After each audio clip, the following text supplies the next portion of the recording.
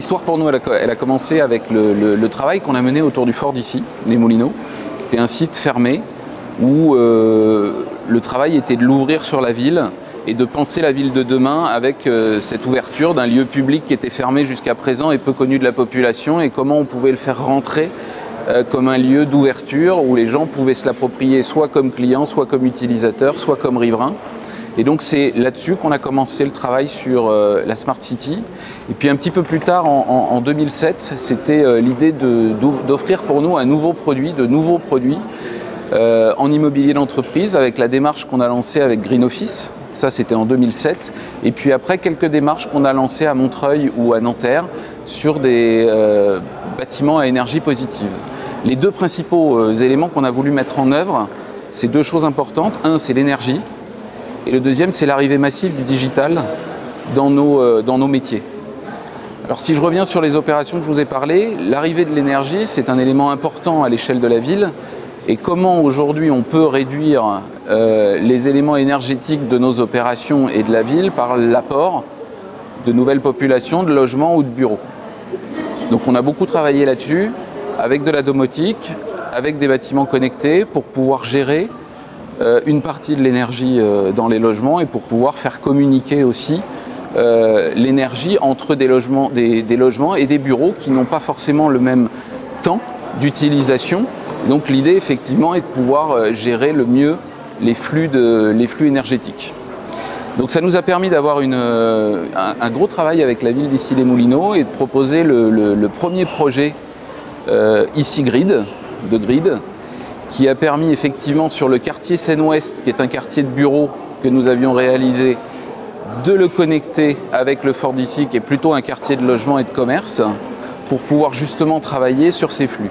Alors c'est une démarche itérative sur laquelle effectivement ce premier grid qui a été fait en France, aujourd'hui c'est une réalité puisque ça a commencé, les connexions ont commencé à être faites. L'ensemble des appartements ne sont pas encore tous équipés de compteurs intelligents, mais une partie. Et ce qui nous permet effectivement aujourd'hui avec ce grid de pouvoir anticiper la demande et pouvoir connecter au fur et à mesure de l'évolution de la ville d'Issy-les-Moulineaux un certain nombre de services supplémentaires, que ce soit sur les bâtiments publics, que ce soit sur les bâtiments privés tertiaires ou sur les bâtiments d'habitation ou sur l'éclairage public par exemple, avec des capteurs intelligents qui permettent que quand il y a beaucoup moins de passages, on prend moins d'énergie vis-à-vis des lampadaires par exemple, et puis on la distribue ailleurs, là où il y a des besoins. Alors aujourd'hui, dans tout ce qui est transition énergétique, il y a beaucoup de sujets. Il y a le premier sujet qui reprend un petit peu ce que je disais tout à l'heure, qui est notre engagement. C'est-à-dire qu'aujourd'hui, les acteurs industriels doivent être des acteurs responsables. Donc la ville, effectivement, elle subit un certain nombre de troubles. On peut appeler, par exemple, quelque chose qui parle sur Paris, qui est l'engorgement tout autour des véhicules et des transports. Et notre rôle là-dessus, c'est de penser les usages.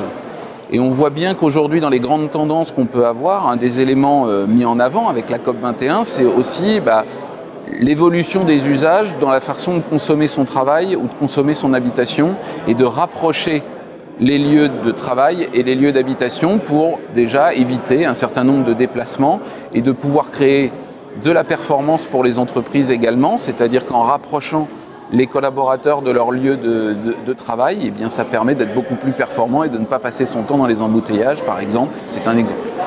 Un autre exemple, c'est qu'on est partenaire de la ville de Paris sur la signature de la charte plan climat.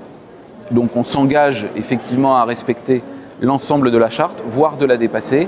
On a, il n'y a pas très longtemps, livré une opération qui est le premier immeuble à 50 mètres qui dépasse le plafond, donc à 50 mètres dans le 13e, l'immeuble Home, où effectivement il est parfaitement conforme au plan climat. Et sur la partie des bâtiments sociaux, on y a ajouté des panneaux solaires pour également avoir un taux d'énergie renouvelable de l'ordre de 30%.